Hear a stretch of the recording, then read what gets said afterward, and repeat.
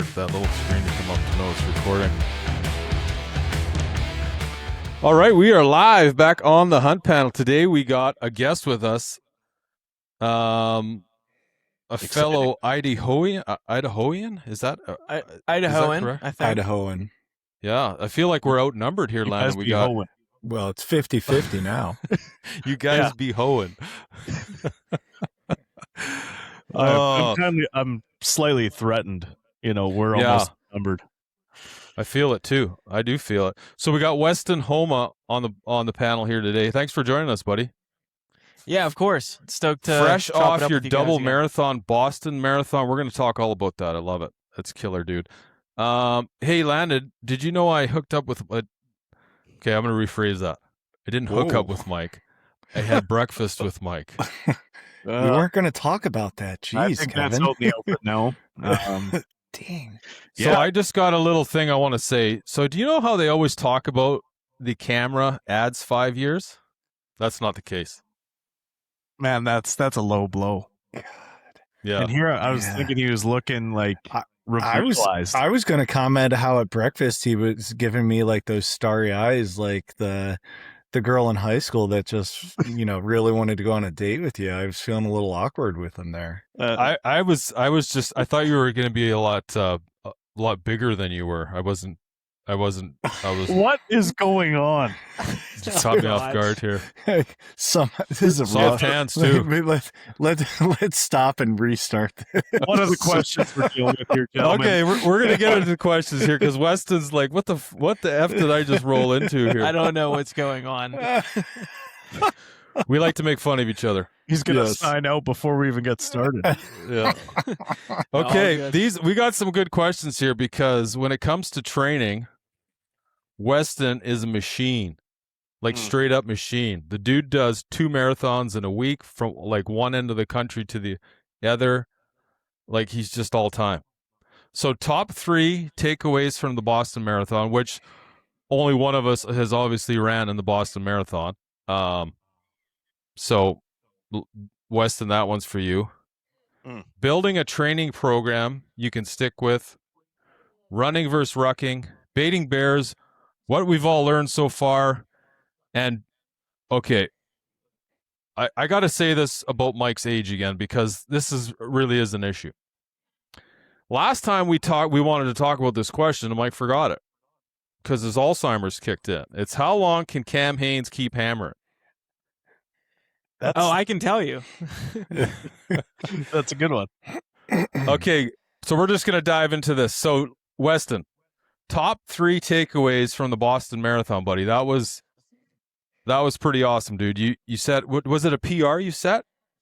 So yeah, I PR'd. It was definitely a goal of mine to run that race hard. I definitely wanted to go take it all in because Boston's for sure like a dream race. You have to qualify to get there. It's takes time, but when I have the most fun, like I like to be at my best and constantly getting better. So yeah, I PR'd that marathon by 7 minutes. I ran 2 hours, 41 minutes. It was like a 6-minute, 9-second per mile pace. That's insane, dude. That's awesome. Thanks. So, like, do you go through the point where you're just like extremely tired, and then you're just like, nah, I guess got to push harder and dig in, and then it just goes away? So usually, in what they say is in the marathon world, the race doesn't start until mile 20. And I know that sounds like a lot, but really when you're in it, like it's never easy. They're always hard. They're hard the whole time. But that last 10K, that last 6.2 miles you're depleted. Your body actually physically, they say that's usually when you're depleted of glucose at that time. And you're basically just running off like how hard can you just hold on and keep going. So, yeah, it's definitely also much of a mental grind as it is a physical. Running marathons hard, but yeah, that's why we do it. Nice, That's like a tough race too at the start, isn't it? Like there's a lot of downhills and stuff like that. If I'm not mistaken, it is a hard course. It's a hard course just to PR on in general. It's laid out nice where it's point to point. In the morning, you have to catch these buses at the finish line. And you talk about logistics. There's a million people. It's crazy. But you catch these buses and you go directly 26 miles outside of the city. So you run point to point. You don't make any turns until like the final little stretch. So that's nice. But actually, no, most of the race is flat or downhill for the first like 17 miles.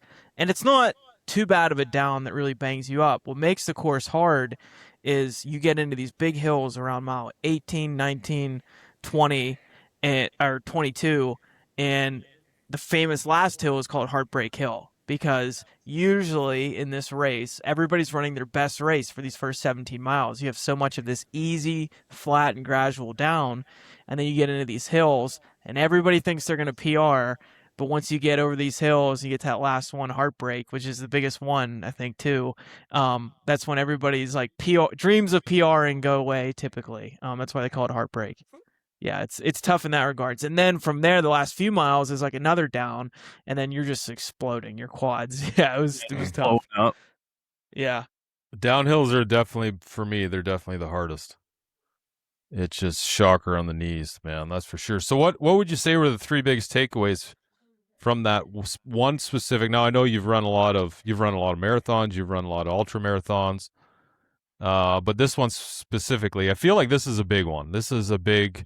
It's a big personal achievement, not just your PR, but just the Boston Marathon in general, because you have to qualify, and it's the way it's for people who don't understand is the younger you are, the faster you have to run to qualify. So like Mike, you could do it in like 15 hours. Beautiful, because that's how long it would actually take me to do it. This would be all right. I'd say my three takeaways. Number one is, dude, chase your dreams. Like, it sounds corny, but like I have dreamt about running the Boston Marathon for years, and before I even ran my first marathon, I talk about this in my podcast. I have a little vision board here. I made it years ago. Boston Marathon's on there, and that was when I was like 6 years ago. I couldn't run like a few miles at one time, and like I had no business putting that on there. But when you get to that point of doing the thing you always wanted to do, and like Boston's a representation of all the hard work, all those people there, everybody there. Like, people think, we scroll through social media and we think everybody doing some big fitness competition or race, like they're all influencers and nobody has a regular job. That's really not the case. That's like a few people at like Boston. There's thousands of people there that are just grinders. They have day jobs, they have families, they know what it takes day after day to get up at 5 a.m.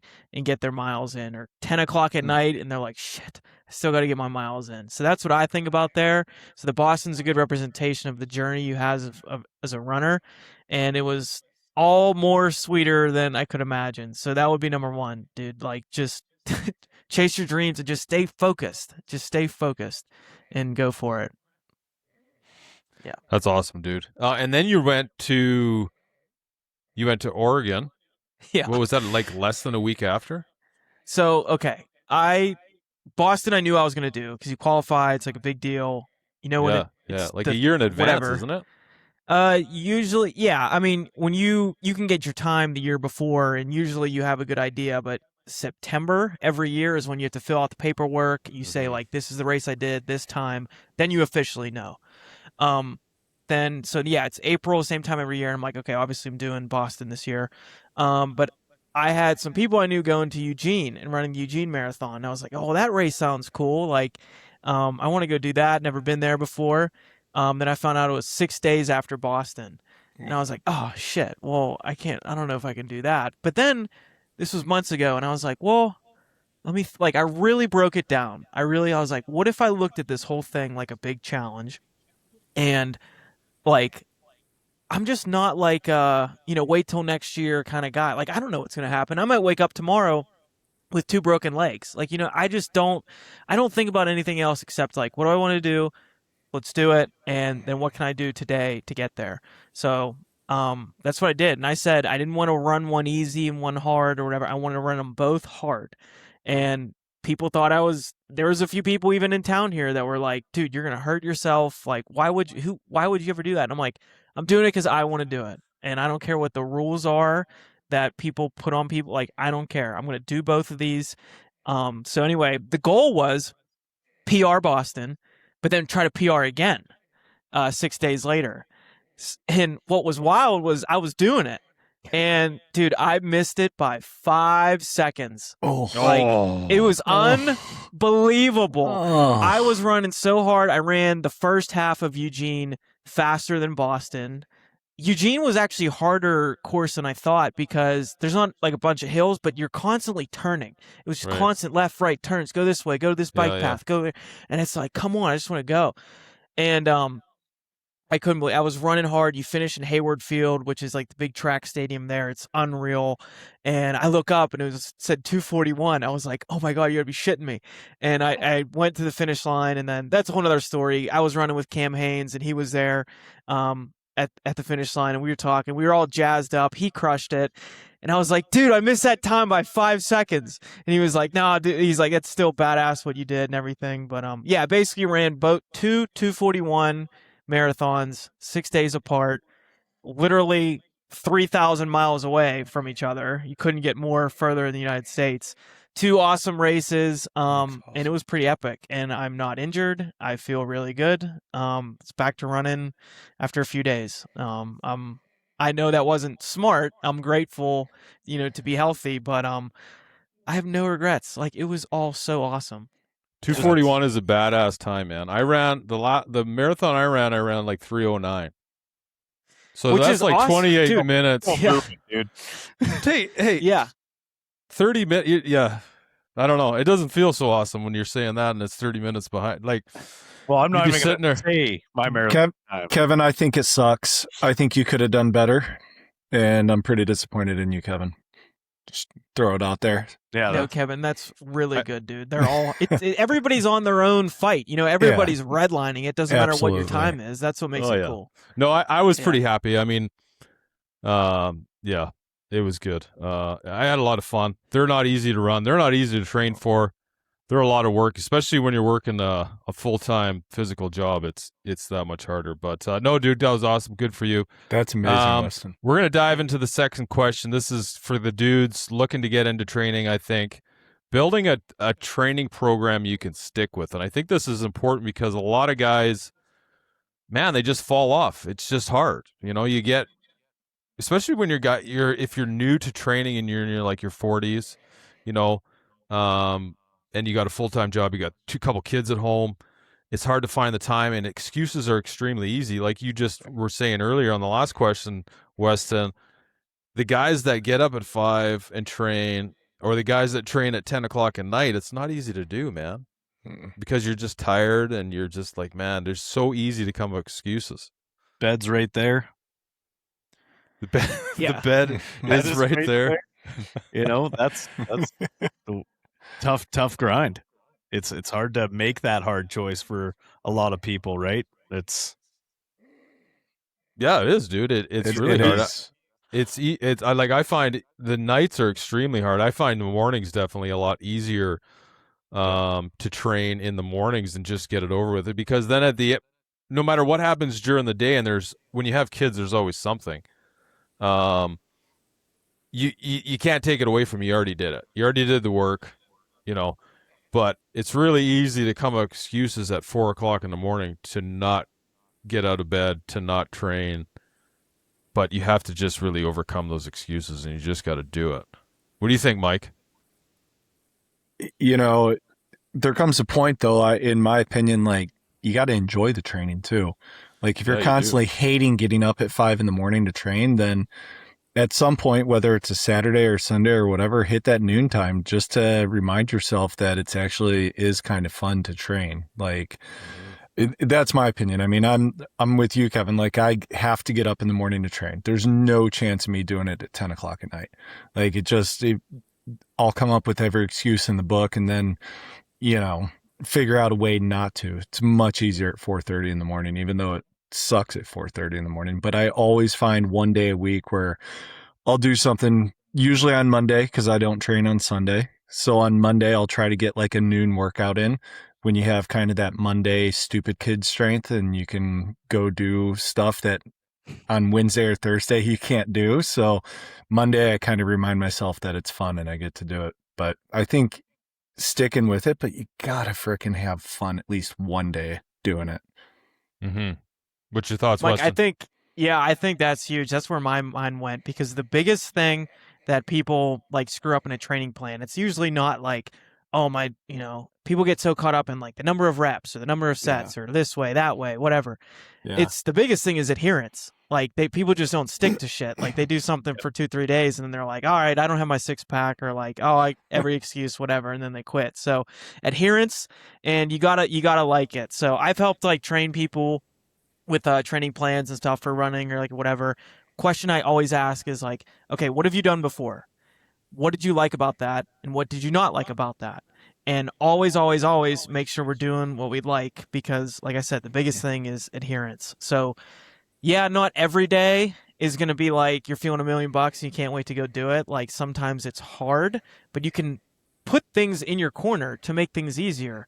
Like do exercises you like, find the time that works for you. It doesn't matter for your body, like if you're going to lose more fat working out in the morning or evening, it doesn't matter. The biggest thing is you keep showing up and you keep doing it. So stack those odds in your favor, lay your clothes out the night before, make it easy. I do it every night. I pack a bag before work.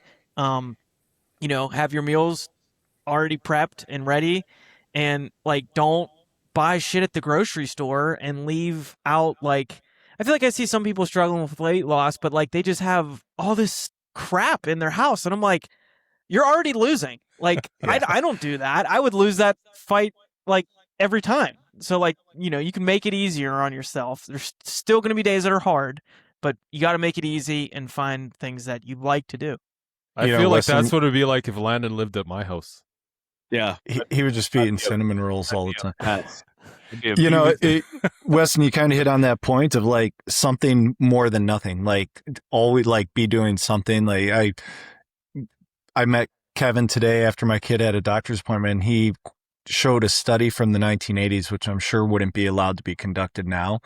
They took like 1984 Olympiad athletes and put them on a no training regime to get them from Olympic fitness to average Joe fitness. It took 6.5 months for them to lose all of their fitness and basically go back down to like average Joe fitness, like 28 BMI, all the things. Oh, wow. You know how long it took them to, then they reversed it and took them back to their Olympiad fitness. You know how long it took them to take a guess how long it took them to get back to Olympiad fitness? I don't know. 30 days. 2.5 years. Come on. Really? I'll send you the site. 2.5 years. I'm not calling you a liar. I may say you're old and you might have I'm old. Alzheimer's, I forget a lot of things, but this one stuck because. But you are a doctor, so I'm going to. That's the thing I always legit. say about when you get older, and Weston, I probably have 30 years on you, but like when you get older, people ask like, "What's the hardest thing about training?" I'm like, the hardest thing is I can take 3 days off, and I literally feel like I took 3 months off in my 20s. Right? Like when you get older, I feel you lose fitness faster. I said, but the worst part is it takes me like 2 weeks to make up to where I was 3 days prior. That's probably just in my head, but that's how it feels. And so there's actual study to complement that it takes 4 times as long to gain back the fitness after you lose it. That's wild, dude. I didn't know that. Well, there's a lot of power too in momentum, like absolutely. Just mentally too. So it's like it's like you don't have to have a crazy hard training day every day. No. But even like on your active recovery days, like just still have something on the calendar. Like I'm just going to take a 40-minute walk. That way you keep that momentum. You know what I mean? Yeah. Yep. I think finding something that you enjoy doing and just stick with it. You don't have to run if you don't like running. You don't have to ruck if you don't want to ruck. If you like riding the bike, then just ride the bike. If you don't like lifting weights or you don't have time to go to the gym, get a yoga mat and do some push-ups and some sit-ups and find things that you enjoy within the time frame that you can do it, and just do it consistently. And then build a plan for a year, 2 years, 3 years, and think of it as like a lifelong thing, not a 6-week thing. And then you're going to be further ahead. It's great advice. Yeah. Yep. What's your training like right now, Landon? Right now, it's not great. Like full transparency, guys. But that being said, it's a lot of it is my life. As that excuse that Weston just said, but I'm at work at 4 a.m, and that's my grind, right? So I'm also work a physical job, which helps being on your feet for 11 plus hours a day. I am not in marathon shape like I was last summer, but I would say try and do something, even if it's every second day, like 4 to 3 times a week, be doing something at a minimum, like something feasible. I feel like a lot of guys, they come in with this idea that, okay, I'm going to have 2 rest days a week and it's just going to be, I'm doing it, I'm doing it. Well, then the volume's too much and you can't actually achieve it or stay with it. So then you just decide to be lazy POS. Yeah, and dude, like you're working really hard. Those are long hours. Like there's a lot of people that can't even like relate to that. But I don't know. I feel like you just got to get clear on what you want and really think about what you can do and just like stick with that. Like don't put a bunch of pressure on yourself being like I have to go, have to train this much, but you're working, like you're working your ass off, more hours than people can fathom. So just if there's anything you feel like you could do, it's like just get a systemic plan and just stick to those couple little things. And you'll be surprised, like even just sticking to a few little things a couple days a week, you'll just feel just so much like you're doing the thing. You're doing the plan, Yeah. That's the big and you thing. know what, too? Just like doing something, building a plan, and just sticking with it will help you more mentally than physically a lot of the times. And if you can overcome that mentally and then just start to really enjoy it and really enjoy the idea of this being a lifelong journey, you're going to get so much further when you're a little older, way further. Because as you get older, training becomes a lot more complex than it is when you're in your 20s, 30s, even your early 40s. You start getting the later 40s, and all of a sudden everything just starts to change dramatically. And it's like you still feel good, you still feel strong, you're confident, but your body just doesn't react the way it used to, especially shoulders, elbows. Like I don't even train shoulders anymore. I don't have any cartilage left in my shoulders, and there's no benefit to training shoulders anymore. So you just don't lift. I don't lift heavy. I don't have to. I'm 47, so you just change up your routine, but you just do it consistently. You do a little less, just smarter, right? Do more reps, less weight, and just change it up. And just stick with it consistently. So that's good stuff. So here's a cool question: running versus rucking for mountain training. Ooh, this is a good one. I know this is a good one. Dude, Mike, I think your mic is like picking up. I think your mic's like really loud. I think you're picking up like other people and there's a little echo. You know what I mean? Okay. Is it? And I'll turn it off and then I'll turn it on when I speak. Okay. I just wanted. There we go. Okay, cool. No, yeah. Okay, running versus rucking. So I will say, as somebody who loves to run most days, if you're on a backpack hunt, on a backcountry hunt, what you're going to be doing is hiking around with a heavy backpack. I mean, that's like the number one thing. So I will never say, rucking, getting in some hills with a weighted backpack. I mean, it probably is the best thing. And I do that sometimes. Like the guys over here, I'm in Boise, Idaho, the EXO Mountain Gears here, and they do like a hike every week. They get guys in the community. I just went out there last week. It was great. I think that is probably the best thing because there is something about that specificity that's very important.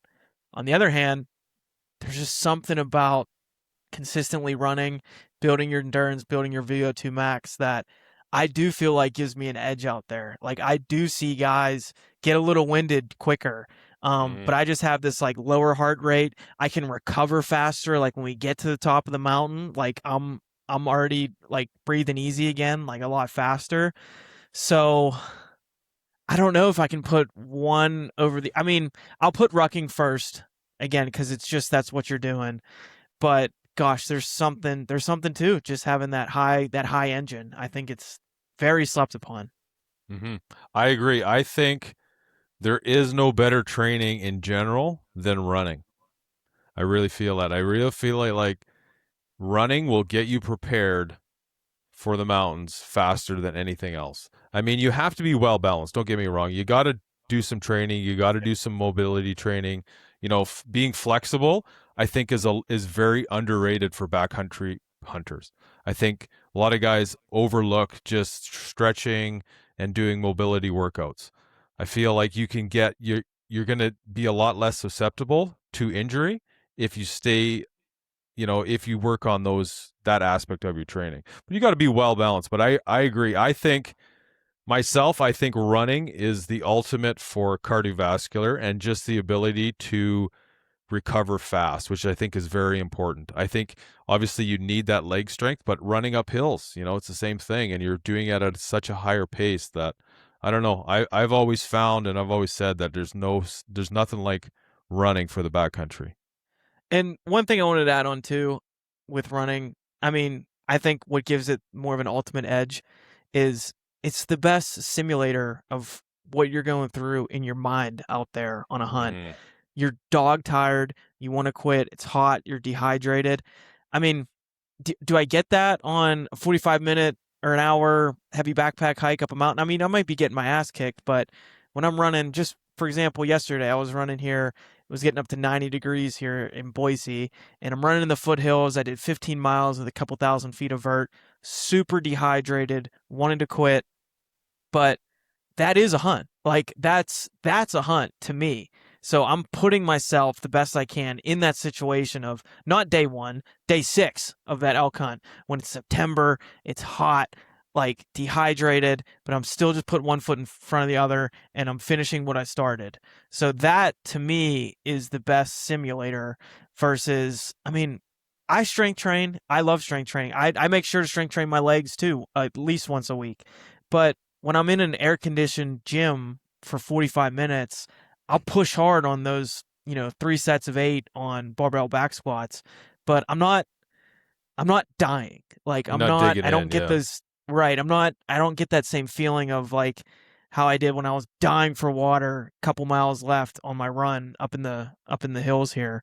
But I get that when I'm on a hard backpack hunt. So that's the other probably edge I'd give to running for sure. So Weston, Kevin, Landon, I just turned my mic on, so let me talk. Let me ask my question before I have to go mute again. Do you feel that for both Kevin and, well, all three of you guys, that your body goes through cycles though?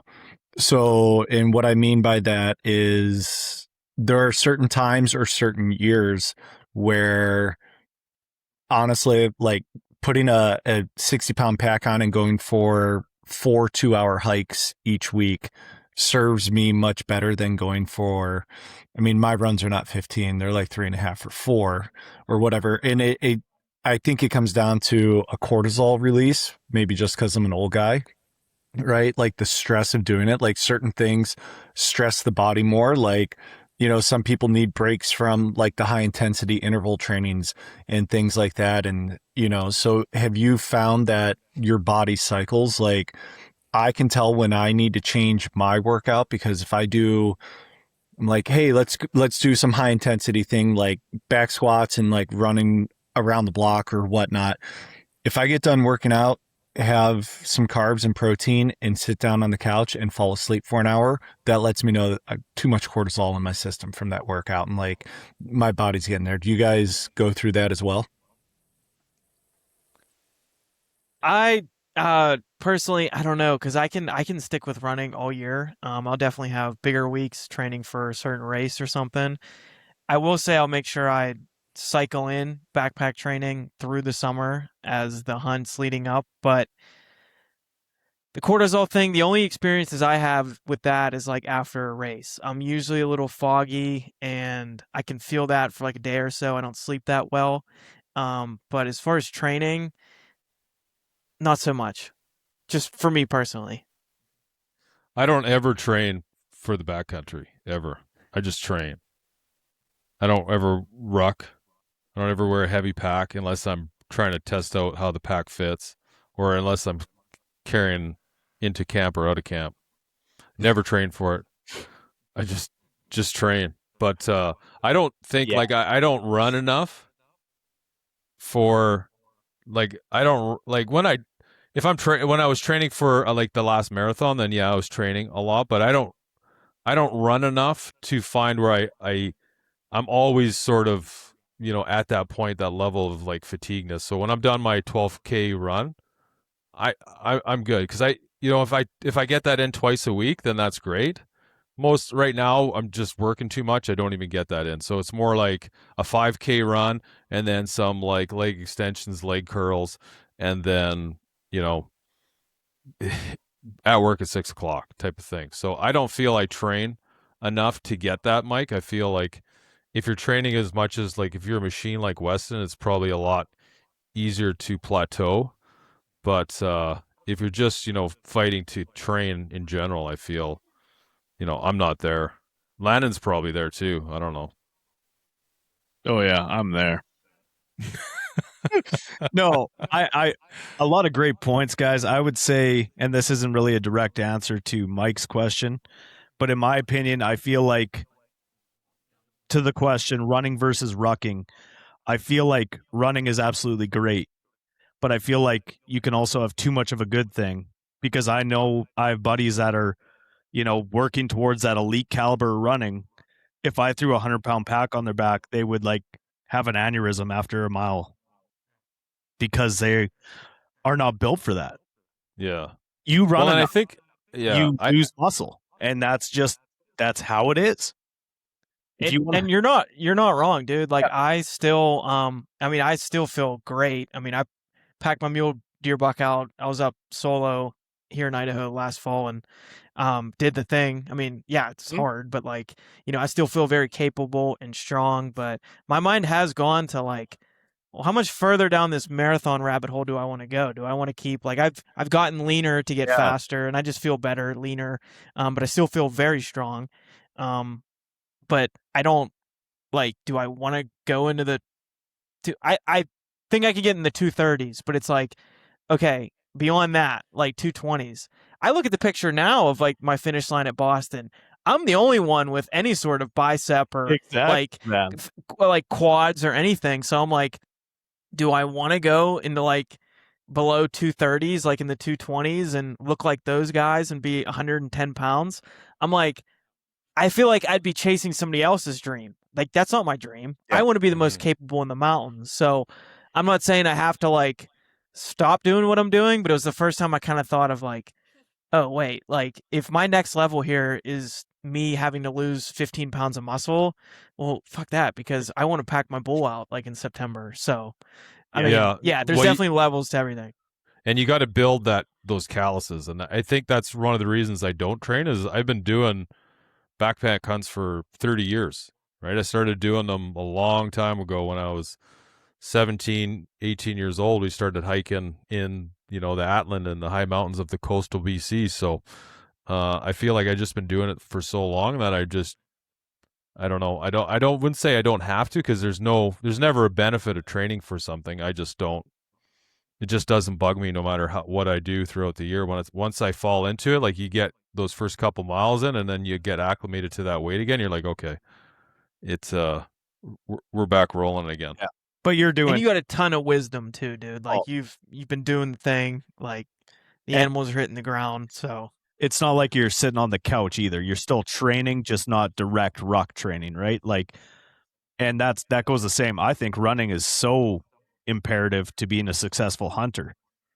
It does, like as Weston you were saying, like making it to the top of a hill or whatever and getting your lungs right back instantly, like that's huge.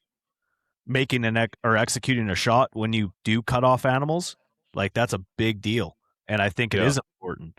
But I think making sure that guys, it's good to have legs under you, not just in the sense of cardiovascular legs, but making sure you can grab your pack when you have a hind quarter on it and do a squat with that 100 pounds from your butt being on the ground. You know what I mean?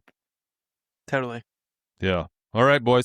Let's get to some bear stuff. It's bear season, man. Baiting bears, what we've learned so far. So Weston, this is your first year baiting bears, correct? No. First year baiting bears in Idaho, but I baited bears back east. So you did, eh? Yeah. So Is there a lot of nuances between the two? Because we got like Landen, when it comes to baiting bears, Landen's probably one of the most experienced bait bear. What do you call that? A bear baiting bait bear hunter? bear What do you call bear yourself, baiter, Bear baiter. Master bait bear. Master bait bear. Master bear, Baiter? bear fucker. You need assistance. You need assistance. I wouldn't say that. I know a lot of guys that do it for a living, but I do. Whoa! What are we talking about here? What I said, or what? Well, Bear baiting. the master. Never mind. Anyway, I'm not a guide. I'm not an outfitter, but I do distribute a respectable amount of bait for a DIY guy. If that's what you're Okay, saying. gotcha. yeah, and I've never. The first time I ever got into baiting bears was with Landen and Muck, and I learned about how extremely complex it is, how difficult it is, and actually Mike told me this today. In Idaho, you guys are not allowed to use, like, you can't use beavers or salmon or anything like that, which is crazy, because like that's the prime stuff. I've heard that up where you guys are, beaver is key, but no, we can't use any of that. My experience with baiting was back in New Jersey. Actually, there's a ton of bears, and I'm learning a ton. There's a difference between back east and out here. Talking to more guys too, because I started so I ran these 2 marathons and then got these barrels out, and I'm already like, why do I not have like bears all over the place? Because in New Jersey, as long as I was in a good spot and I was baiting correctly, like I'd get them. I think there's a couple things. I think one, I'm learning, I'm just dealing with smaller, like bigger pieces of public land out here, bigger mountains, bigger country. It's going to take time for these bears to find it. Most guys I've been talking to too, they're like, oh, dude, it doesn't get good for at least like a couple weeks sometimes. Once they start finding it and get the scent out around, I'm like, oh, okay, well, that makes me feel better. Because back east, like the public land, it's just smaller pieces of public. So I think that's part of it. Just the terrain in general. I think out here in the West too, bears are more in like their they hibernate harder and everything like that. So there's still this whole evolution of them getting going, and they have their routines and everything. Where back east, if I had a barrel, it was most likely that bear was going to walk at least somewhat past that thing anyway, at least in their sniffing distance, because they can smell, shit hundreds of yards away. Yeah. So it's different in that Kilometers. regard for sure. Yeah. Yeah, I bet. Yeah, I know there's definitely stuff to it. It's very complex. It's like what you have to get them there, and then you got to get them to stay there.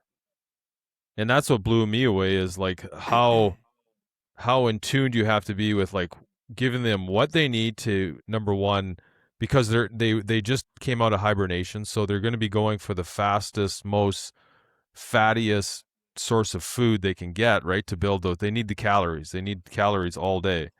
And not only that, weather plays an impact into baiting strategy as well. So like Landen, you could talk a little bit about this. You were telling me, you were trying to bait and there's snow on the ground, but that's a good thing. Yeah, I mean, it is a good thing. I wasn't even actually able to get to 2 of my bait stations because there was so much snow. I mean, I could have packed in my grain and beavers like a little over a mile in like 3 feet of crusted snow, but I did throw a bag on my shoulder and I got like 100 yards from the quad, and I'm like, I am gonna dislocate my knee or something. That's the snow too. You step on it and then it just like holds you, and then it just like you fall. Yeah, and I was on top, and I'm like, okay, it's gonna be all right. And then straight to my crotch, and I'm like, ooh, no, I'm good. So the snow was like 2 feet deep there. Yeah, like it was rolling over the hood of or over the belly pan, under the belly pan of my quad. Right. That's how low it is to come up to my crotch. Right. Okay. Enough Thanks, of the short Kevin. jokes. It's all right. I'm getting short with you. Call me Mr. Frodo. Mike, do you bait bears? You're in Idaho, right? Yeah, so I'm up in Okay. I'm in Coeur d'Alene. Okay, up there. Got And it.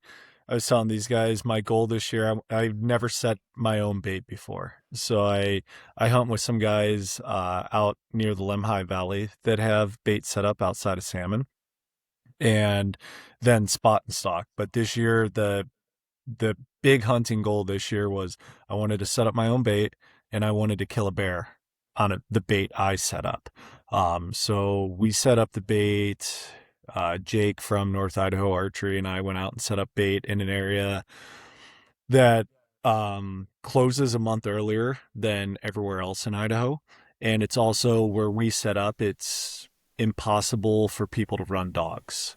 Because, hounds can chase bears 10 freaking miles, but there's a pretty busy road between the side the guys run hounds on and the side we're baiting on, and most people will not let their dogs cross that road because it's a death trap, right? Okay. So we put it in, and we just did, Weston, we did lowball bait. We did Old Roy bacon flavored dog food, apple scented corn, a whole bunch of grape Kool-Aid, some syrup, and then some Boarmaster stuff. And it took, it took 7 days for bears to get in, and we didn't use a barrel, right? We just put it down and built a bunch of logs up around it and stuff, thinking that it would be more difficult for the bears to get in. It took them about 3 seconds once they got on it, but it was fine so the first day I went in was a week after we set it up. It didn't look like anything was disturbed, so I didn't even go check the cameras. And I trounced literally within 10 feet of the bait everywhere looking for morels.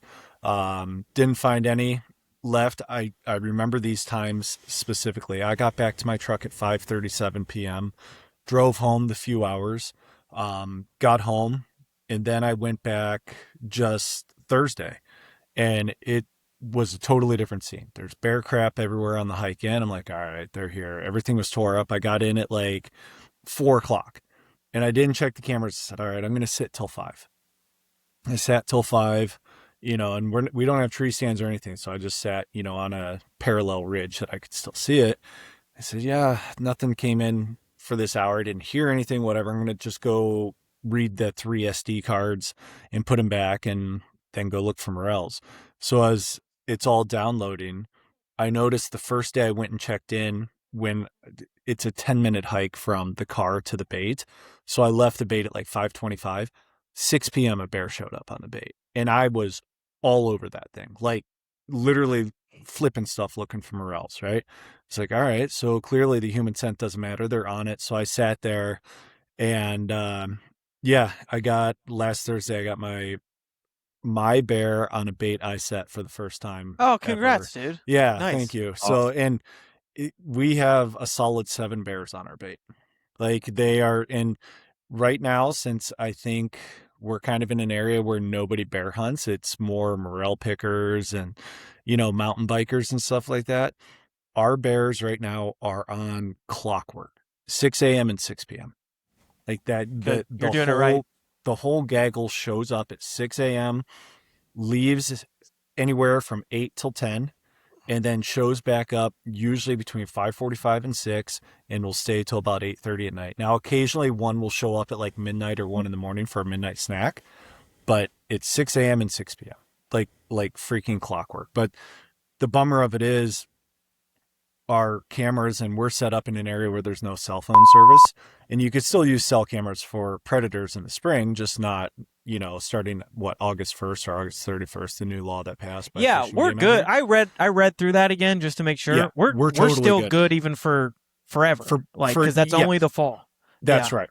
Good. But I read that right. we set our cameras up in an area and our bait up in an area where there's no cell phone service, which I would strongly encourage setting bait up in an area where you have cell phone service, because that's what I do. Going down to check it. It's a 2-hour, 15-minute drive for me to get to our bait. But like I said, it's worth it. It was super cool. Definitely to hit that goal. I set that back in January that's what I wanted to do. So to get that, like everything else is gravy now. Yeah, that's awesome, dude. Yeah, thanks. One of those things, Mike, is your cameras typically will have better reception than your cell phone. So we don't they're not shooting anything. Gotcha. Yeah. Like when I was out last Thursday and had to tell you guys, I was satellite texting you from the iPhone, which is a great thing. Like I couldn't believe that's the first time I satellite phone texted somebody. Like it was How fantastic. slick is that? Yeah. Dude, I was in like the forest. It's like, oh, get a clear view of the sky. And I'm looking up. I'm like, yeah, we'll see if this works. And sure as heck, like it went through. And I texted you guys. I texted other people. I was like, holy cow, like this is great. Yep. So you can put Garmin out of business. I was going to say, needless to say, the Garmin InReach got canceled that night. Yeah, that's nice. Rogers has that up here. Landen, so what's the reason for the bears not coming in all day? Like on your baits, they come in all day, all night. It's like they never leave. They're just always there. They'll come in and leave for a bit and then come back, and different bears will come in. Is it just the amount of bears that are there? So that's what I was gonna say is a lot of our baits, and like if anyone that has hunted with me or been on a bait like that, there's a pecking order, right? There's a hierarchy in the bear world where the young bears, they will eat in the middle of the day and they'll eat there all day. And then as the evening rolls around, the bears just slowly get bigger and they bump the other ones off. Oh, yeah. And then the big boys typically come in right at first light is when they're like, if we're talking shooting time, like we've had some of our big shooter boars, they'll sleep on the bait all night. Like they know they're untouchable. No one is hunting them at night, and no other bear is going to come and bother them whatsoever. So they'll just sit there, they'll eat until they're full, make sure no one else eats their food, eat when they wake up. Like we have videos of them like snoring, laying up against the barrel. Well, they're smart critters, man. Especially those big boys, because as soon as it starts to get close to shooting time, it's like, well, as soon as you get that human scent in there, a lot of it, more of it, that's when they just seem to push nocturnal. And the only thing really to knock them out of that is a hot sow. Like once you get into like the later, when the hot sows start coming to the bait, then all of a sudden you see those big boys. They're sitting there, and they're smart, man. They're wild. They'll come up and they'll just stand there, right, and they'll look at you, and they'll just wait for that sow. Yeah, and they'll just sit there and wait for her. And then they get a little bit more brave as it goes on. But yeah, it's wild. That makes a lot of sense too, because I've been being told like, yeah, it gets better as the season goes on, as it gets later, and I wondered why. And I'm like, well, I'm thinking about feed. Well, I was like, well, things are greening up more. Like, why would it get better? But the rut is gonna kick off more, so that makes sense. So sows are gonna come in. It's gonna attract the boars, and I gotcha. Okay, makes sense. Yeah, that's what. Whenever the big guys get killed, like we've been out there now, and there's been quite a few, 400, 500-pound bears getting killed, and it's always the same thing. They always die due to a hot sow every time. They're just chasing that lady, and it's Weston. It's the most wild thing. You be sitting up there in the tree stand, and you can look over, and that bear is looking right at you. He's got you pegged. He knows you're there. Like every other bear, they know you're there. And he will just not come in, but he will not leave that sow alone. The only other thing that really drives him in is another bear, a smaller bear that isn't, he's not as wise. He's not as big as that mature bear yet. He comes in, he starts sniffing that sow. Well, then all of a sudden he starts getting a little bit more aggressive. Yeah. Even if they're not sows, bears attract other bears. Mm-hmm. Like one of my bigger bears, I shot him. There was 7 other bears on the bait when he came in. Yeah. He came in, they scattered to like 20 some yards away. A small one scurried up the tree. He was eating, and all those bears watched him get shot. It's pretty wild when you're sitting there and there's like 5 or 6 bears around the tree and you don't see the bear yet, and all of a sudden those bears just go poof. And you're like, okay, what happened? And then you just see out of the corner of your eye this big sucker's just lurking in the shadows, and then Yeah. he stumbles in. Yeah, it's pretty awesome. They'll always tell you when another bear's coming. The So bear Weston, tell you. do you hunt out of a tree stand or do you just hunt on the ground? So I'm hunting on the ground this year. I've killed 3 bears. Really started only hunting bears like seriously last couple years. Yeah. But I killed one on the ground, my first bear with a bow. First Pope and young animal too. Nice. And just since I did that, I was like, I just want to do that Yeah. again. So Yeah, yeah. I'm hunting on the ground. That's I'm cool. trying to be smart just because, again, I just want to do it. I got my bow. Back east, I was in a stand doing that in a hang on, but no, now first time out here, I want to get back on the ground. So so far I got 2 bait sites out. One's probably on like day 10. The other one I just put out last Wednesday that hasn't had any action yet. But that first bait site, I had a chocolate bear that I'd call a shooter. Came in Thursday night and Friday morning in the daylight, and I'm like, all right, let's get her done. Gave me the slip when I was out there on the weekend though. I was a little bummed out because I heard guys running dogs, and I was a little pissed off on Sunday. But I got 3 different bears that came in overnight there Sunday night into what's today? Monday. Yeah, last night. Yeah. So they're still there. I just got to be patient with it. Like, really seems like you can't force it. My older brother is pretty experienced with bear baiting, and he grew up Nice. trapping. He still does. He's just that guy when it comes to scents and traps and playing that game. So I just pick his brain all the time, and he's been helping. Those me are good out guys a to bit, know too. for sure. Oh It's yeah, nice to- he even I just see that translate over to like all hunting. He's just so the way he can read sign. Yeah, he's he's the man. But talking to him, and then I just got to be patient with it. I just got to keep playing the game. But we'll get her done. Sure. Yeah. Yeah. They always seem to come back no matter what. They might leave when there's that dandelion lull that kicks in and everything pops up, but then they'll come back for sure. They'll come back and check it out. All right, Mike, we got to get into this question, and this is good because Weston's on. Why are you saying Mike? We have to. I didn't forget. Because last time you forgot it, dude. That was you. How man. long can Cam Haines keep hammering? This is a good question. Because Weston, you were saying Cam. Mike, you're the same age as Cam. So I feel like it's a good question. I It's a will. real good question. I will testament to that guy. So I didn't grow up knowing Cam. I'm like a lot of guys. I read his book years ago, and I was like, fuck, that's awesome. I want to do that. Who is this guy? And then been following him ever since. In that book, I mean, like Backcountry Bow Hunting, that book. The OG. The OG. That's the book, man. That's the book. That's the most inspiring book of all of them, I think. So, been keeping up with him. Always liked his stuff. I don't know, my whole kind of journey here. I moved west. I started the podcast before, but I got this podcast now. I've tagged him and stuff, like when I, kill buck or like finish a race. Ended up like, all of a sudden, like we're DMing, and I'm like, this is crazy. This was like a few months ago. And then we just started talking about running and like all this shit. And I was like, dude, I think I'm going to run Boston, and I think I'm going to run Eugene right after too. And I know he runs the Eugene Marathon like every year. He lives there. Gave me his number, just the nicest guy in the world. Just really liked what I was doing. Still were texting, and then I was like, I gotta just shoot my shot. I was like, do you want to do my little podcast that, it's not Rogan, but do you want to do it? He did it. It was an awesome conversation. If people want to check it out, I'll plug my stuff later, but Run the Rack Outdoors podcast.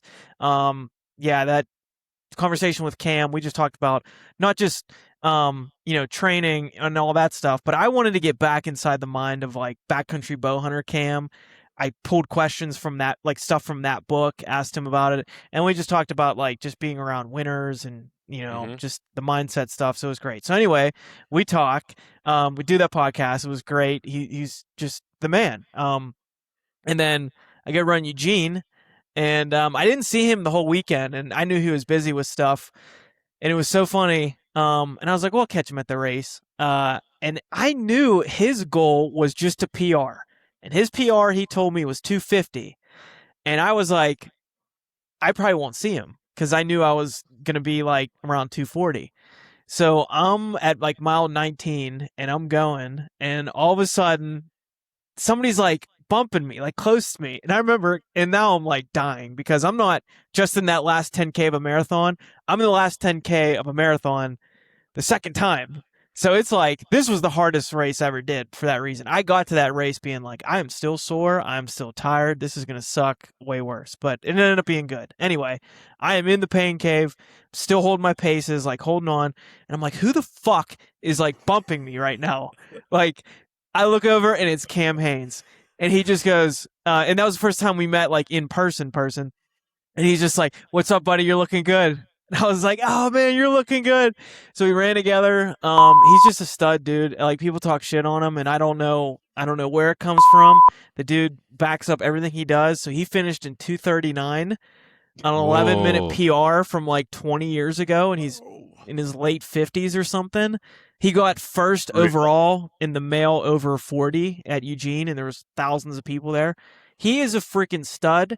And not only that, he's the nicest, genuine dude. I think if like if you're working hard, you're doing your thing, like he likes that. He likes being around that good energy. So when I finished, I was right behind him. We talked to the finish line. We walked out together. We were bullshitting about the race and everything. And then he was funny. He was looking for like his family, and he couldn't, and he didn't have his phone. So we were just like hanging out, and he was using my phone to like call like his boy and stuff. But we were just hanging out and talking about hunting and running, and then we were talking about how he was gonna go run that Cocodona race a week after. But dude, just he's the man. Like he's actually the man. So how long can he hammer? Dude, he hammers. I mean, you got to give it to him. You got to give it to him. That dude I is seen who a he guy. is. I seen a. Oh, I don't know if it was on Facebook or Instagram somewhere. There was this guy ran a marathon. He was 100 years old, or he was a couple days away from being 100 years old running a marathon. Yeah, I seen that one. Like 101 or something. Yeah, well, he was over 100, was it? Yeah. So think of that. Wow. I don't. Crazy. I think he is going to grind until the damn wheels fall off. That's what I think, because I don't know. Outsider looking in perspective, that's just. I mean, now it's like it's who he is. Like that's how he's built his business. But I think that's just how he is. He's just seems to be. Yeah, it's just his personality. Yeah. Like, look at you're talking about. Well, I mean, he's a great advocate for hunting, and he's a great spokesperson. And I think that's what we need. I think the anti-hunters, they have a lot of power. They get a lot of popularity with celebrities, and you get these weird guys like Ryan Reynolds that save the freaking seals, not knowing why you need seals to be managed. It's like wolves, right? I mean, I remember there was that big thing in British Columbia, and there was that one famous person. Who was it? Hillary Swank or Hillary Duff or somebody made this big post, and she's in New York, and our Christy Clark, our premier at the time, was like, "Hey, why don't you worry about what you're doing and let us worry about managing our wolves?" You know what I mean? Like, Right. just people who they have no idea what they're talking about with management. So I feel like getting guys like this that are, they're very well known outside the hunting world. Like obviously that dude, I mean, even if that guy wasn't running or wasn't hunting, I'm sure he would be doing the same thing. He would just be grinding, running. It seems like he loves to run and he loves to push himself. And I think that's what makes you successful, is just constantly trying to be a little bit better than you were yesterday. And obviously you're not going to do it, right? You're not going to be better than you were yesterday every day, but that's not the point. The point is just trying to be. Right. Right. And we talked about this on my podcast a little bit. That's a question that I asked him. I was curious, like, how he'd answer. I'd be like, I said, like, he talks about, like, in his book and on podcasts when he had kids and, like, before he wasn't really, like, a big influence or whatever, he had this drive of when he had kids, like, it motivated him. He wanted to be this backcountry hunter, and he had these things, like, motivate him. And I was like, well, what motivates you now, dude? Because it seems like, you're doing the thing. Right. And he just says, I don't know any other way. And this is what I love to do. Like, he loves being like, And I feel it, dude. Like I feel that. Like he's like, I'm just gonna try to run a faster marathon this year. I want to run like the biggest ultra I've ever done, and like I want to do this, and like I just love. And he loves being around those people. And that's the thing I think people like don't really get sometimes is like they see people doing like the epic hard stuff like that, and it's not really like, yeah, it's hard and it's all like it's suffering, but it's overcoming, and it's what they love to do. And that's what I think the big thing is. Like it's just that's just what he loves to do. And that's at least what I took away, and that's what I kind of think about with some of my things too. Because I'm not, when I started running, I feel like I needed to just kick my ass a little bit, and every day was like in my head was like, David Goggins, you're being a bitch. Like, come on, let's get moving. But now it's like, yeah, I still want to push, and I'm gonna do hard things, gonna keep getting better. But I also just I love it. Like I love it all. I love the people in these communities, and just constantly growing and getting better. So I think that's his mindset. Yeah. The running community is like that. It's a lot like the hunting community, and it's funny. You get same with archery. You get into archery, and you go to all these different events all the time, and you see the same people, and you build you build small little groups, little families all over, and it really connects you. And then when you get like for me, you get the archery community and the hunting community, and then you start to mesh with all these different people, and you get to see all different sorts of people, different walks of life, and all that stuff, and it's pretty cool to be parts of all these things. So I get that for sure. You know what's so cool too about like the running community and like in this fitness community? Like I've joined like some just other stuff here, but meeting all these people in Boise that I run around with and train with, and everybody's so like into eating whole natural foods, like they're into their taking care of their bodies, and I even know a couple people, and this is common in the running space, like they're just vegan just because they like to keep things clean, and they get enough protein from their other stuff. Like, I mean, whatever, I'm not judging, but that's like their thing. And my one buddy, Sean here, who is a stud, like works harder than anybody I know, and he's the man. He's a vegan, and he just started asking me like questions about hunting because you end up just following each other on social stuff. And then around here, everybody knows like that's like my thing. And I'm like, oh yeah, dude, I'm like not for all that factory farming shit. Like I think that's gross. But hunting for me, like I want to eat meat. Like I'm gonna go out there. I'll take the animal myself. That to me is the best natural, non-GMO, whole, like grass-fed, whatever the shit. That's the best way to do it. And him, who's like diehard vegan, is like, oh, that makes sense. So it's like we have a lot more common with these people than you think. Like you would think, oh, vegan, he's anti, crazy liberal or something. But when you really like talk to some of these people and just show it all in a positive light and show the respect you have for the animal, the landscape, we're training to do this. Like this is something we take seriously. And you're doing it for, we do it for a lot of reasons, but just, we're doing it in a healthy way. I think people would be surprised once you have conversations like, it can be really good. Yeah, for sure, dude. What do you think, Mike? Pretty quiet over there. I have an echo problem. I don't think I feel bad. Like I think I heard it earlier, and I was something. like, Me too. I'm glad you brought it up. I didn't hit my echo Just sit there on cancellation. mute. Well, you guys that might have been it. Yeah, and I can't hit it now because we're recording. So right. Okay. Well, Rookie mistake. Tell you what, bring the new guy in. Just messes it all up. the question: The question. how long do you think Cam Hanes keep hammering, Mike? How long do I think Cam Hanes can keep hammering? I'm with Weston. It's funny, Weston. Like 10 years ago or whatever, I hated on Cam Hanes like you said, like other people have. Why? Because there was a naivety. How do you say that word? Naivete to me with Nice word. Like this guy says that like he goes out and kills big animals and stuff. He's hunting, pay to play ranches, everything else. And then, it was always me and I have one guy who I'm sure we all have that friend that they're okay hunters, but it doesn't matter where the animal is or what I they have do. two of them. They are 100%. That's really, I can barely hear you. I don't know. Your volume seems really low to me right now. But anyway, there could be an elk 1,800 vertical feet up this mountain with 15 minutes of shooting light left, and I'd just look at him and be like, "There's no way we can get there." He'd be like, "Nope." I'm like, "But we got to try." And he's like, "Yep." And he would just take off and go. And so we always joked with each other, you know, we'd be in the pain cave trying to sprint up this hill, and he'd look over and he'd be like, "Hey, keep hammering."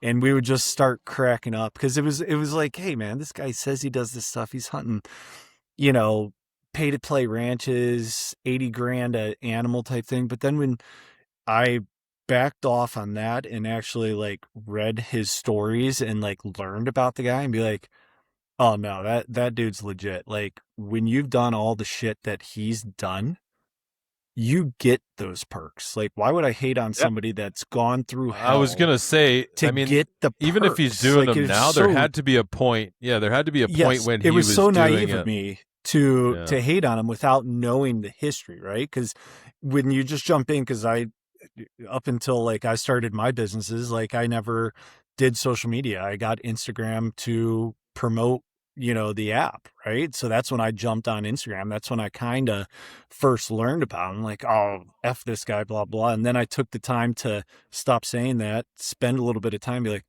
oh no, that dude's earned that. Fuck, that's good for him, man. Like, keep going after it. That's awesome. Most Like, of the and stuff that you have when you're older, it's because you worked hard when you were younger. you worked your tail off to get it. Absolutely. And so I have a new respect. And honestly, like, I feel like he's kind of rebranded himself in the past like 3 or 4 years. Like maybe it was me, but there seemed to be a bit more ego involved to him like 7 or 8 years ago. And I feel like he's really almost humbled himself or approached things from a different angle. Like I think the thing that kind of hooked me is I started listening to his podcast, and I was like, that I didn't like him on other podcasts necessarily, but when he started his own, I was like, this is good, because he was interviewing people that I was interested to hear from, like, you know, Navy SEALs guys, Special Forces guys, like Evan, who grew up in Lewiston, where I lived for the past 11 years, right? Like, and they were good freaking podcasts, and he asked good questions, and he brought up pertinent facts, and they were good discussions in it. So how long do I think he'll keep hammering? I don't think he'll stop. He'll be that guy that if he's in a walker because he has to have his knees replaced or whatever when he's 90, he'll try to get like the Eugene Marathon walker world Yeah. record. Like, I don't think he'll stop. Like, it's That's just pretty ingrained. impressive too. Like, does he have like bad knees and stuff? That guy runs a lot, doesn't he? Yeah, He he run- does. He runs like yeah, a gazelle, man. he Like Weston, you and him both. Like, you touch the ground for like a second every minute. Like, you guys float. he was really moving well at mile 20, 21, and like that's where you can really see like he still had this bounce. I mean, he does his day-to-day like a professional athlete would, and I think that's where he's at now too. Like he just wants to learn from these great athletes, and he wants to also, I think a big thing too, he wants to give back. And we talked about this a little bit too on my podcast, and like after, like he just, I think maybe he's just at, and I don't want to speak for him, but he's at a stage in his life where he wants to give back and help people. So I see him with all these like trail runners on his podcast that are winning these crazy ultra races, but there's no money really there. So he's trying to get them out, to get some help. Even for me, dude, I still don't, he had no business being on my podcast. None. My podcast Instagram page has 1,000 followers. I just think I don't know. I think he wants to, if he sees people working hard, because he sent me some like really nice texts, like he likes my hustle and stuff like that. He just is at a stage where he wants to give back, and I think he is humble. I think people give him a bad rep. I think he just has this swag.